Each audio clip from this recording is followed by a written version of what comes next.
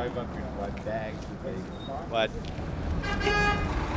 this is the heart of Broadway, and the Upper West Side is the home of Zabar's and other famous shops where New Yorkers buy their food. I'm a native New Yorker, and typically we say that the East Side and other neighborhoods have better restaurants, but no area of the city has better food stores than the Upper West Side. People on Saturday morning go into shops like this, battle and jostle one another to get the best food products for the famous New York Sunday brunch on Sunday morning. Well, the first thing that you always noticed when you came into Zabar's were the cheeses, because this was your United Nations of food, exemplified in one simple shelf. If we look at it, we see the typical look of hanging cheeses that might be familiar, but then you look more closely, and there are names like Oka from Canada.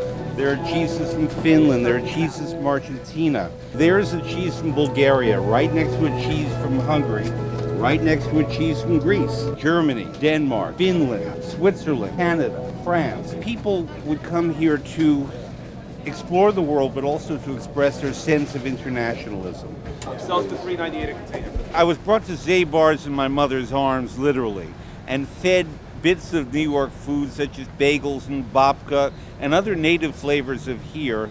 And when I was old enough to walk, I would go into the store myself, and they would make sandwiches for me. This may not sound like anything, but they don't officially make sandwiches.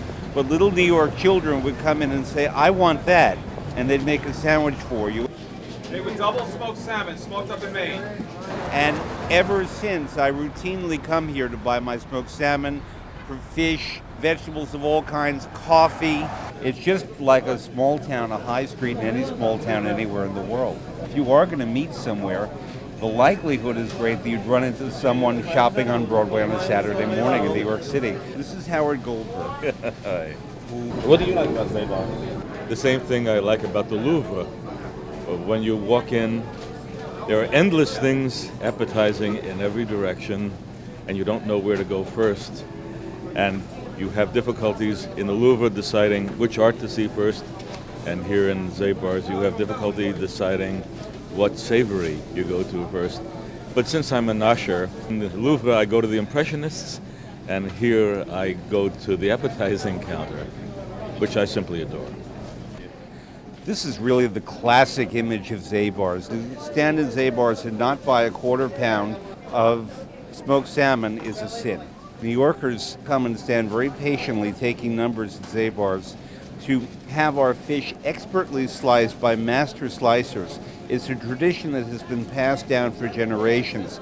And there was an old man here for many years named Sam, who people would wait just to have him slice their fish, because he would make these beautiful transparent slices of salmon, of sable, of sturgeon. When you look at Zabar's, no matter how crowded it is, people stop at little collections. They focus on what they're seeing. They smell, they taste, they sample quality. And every New Yorker who really pays attention from his earliest age discovers that he lives not just in a city, but in a world. And that, in effect, is the essence of what makes New Yorkers distinct. We are aware from the day we're born that New York may be one of the centers of the world, but it's only a very small part of it. Delicious.